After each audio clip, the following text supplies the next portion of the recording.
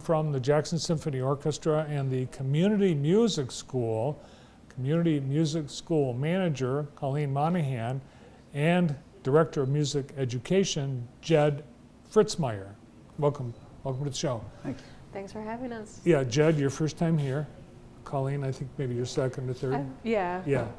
But both of you are, I think, new to the Community Music School either just before or during the pandemic. Correct. That's true. Yeah. 2019 for me. So you haven't been able to really just, flex your wings and have a full-out experience. I think this is our year. Well, what a great way to do it with an anniversary celebration. Exactly, yeah. So this Thursday, we're going to be celebrating, it'll be the CMS's 30th year offering music classes to the community. So we thought we would throw a big birthday party and invite everybody to come. And it's tomorrow. And it's tomorrow night. Yeah, tomorrow night from 6 until 8. So tell us what we can expect, and it's at the Weatherwax Hall. It is. I think the feature will be the bounce house. Yeah, we're getting a bounce house. There will be a bounce house inside of Weatherwax Hall. Inside? Yes, for whoever wants to come see it, you should come see the bounce house in the building. That was an interesting decision, but it should be fun. There'll be some music being played. We've got a group coming in from Chelsea, Michigan, called the Chelsea House Orchestra. It's a Celtic fiddle band that's associated with the Chelsea School District. And then there'll be a bunch of games you have to play. There's going to be a passport where you're going to have to go to various stations throughout the building, upstairs and down, and then that's your pass to get into the bounce house. You have to get your stickers, your 5 stickers to get into the bounce house.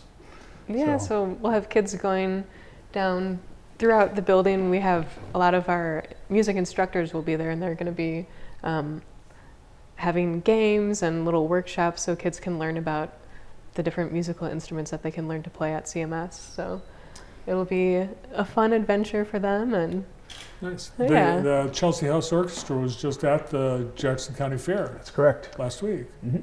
So if you missed them then, you can see them tomorrow. Tell us about how the Community Music School came about, how a symphony orchestra started this. Well, the Community Orchestra's mission is to bring music, obviously, to the community, and at times, the understanding is matched up, or the interest of the music is matched up by the understanding of the music, and symphony orchestras understand that. So one of the missions, or one of the ways that orchestras have been trying to develop audiences and keep audiences going is through education. And I personally have been in this area for 35 years or more, and only found out that the School of Music existed in like 2008, and didn't really realize what a resource it is. I played in the orchestra a number of times. I played double bass in the orchestra, and I've been freelancing in the area since I got to Michigan in 1980, and just realized that they had this program that they developed, and it's the goal is to it's like anything else. Everybody plays sports, and so we follow sports. I was a big sports guy as a kid, and so my first thing every morning is to watch Sports Center, and so that's my morning coffee break is to watch Sports Center. So it's one of those things where the more understanding you have, the more you want to see it and hear it, and that's the goal of the Community Music School. So you play the double bass. Mm-hmm.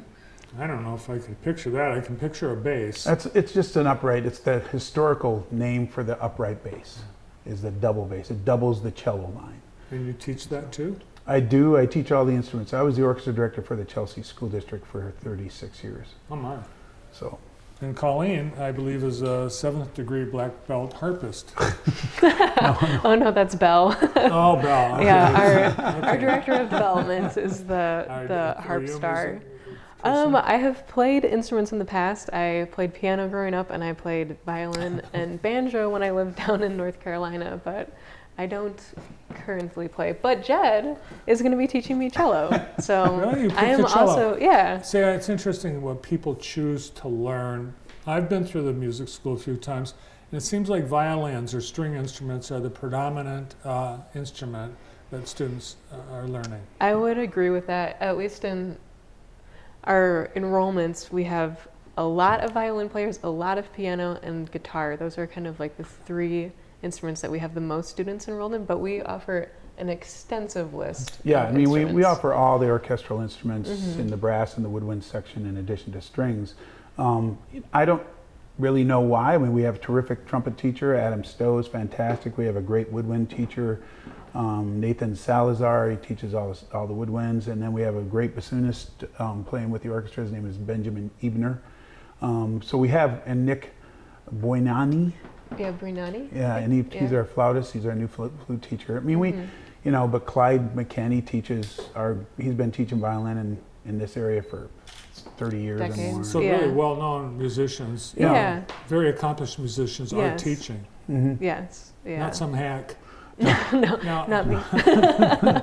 now I asked you, Jed, before the show, if because I want to learn drums someday, and you didn't give me an answer with a lot of confidence. Oh, no, I said it can be done. No, I love teaching. My favorite thing is my adult class right now. I've never had an experience teaching a lot of adult students, but I have adult beginners. We have 15 of them right now. We call it the adult strings class, and On Monday evenings. it's my highlight of my Anyone week. wants to join? It's a blast. Yeah. They're there for the right reasons, and it's a very different experience than teaching 5th grade beginners, which is what I did for my whole career. So I did beginners in high school my whole career. So Do the kids pick instruments based on what their parents can tolerate listening to practice? absolutely. Yeah. Probably.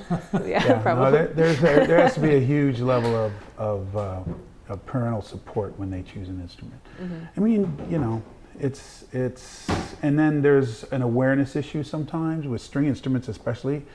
This is a band-oriented culture. There's way more bands in our school districts and throughout the United States than orchestras.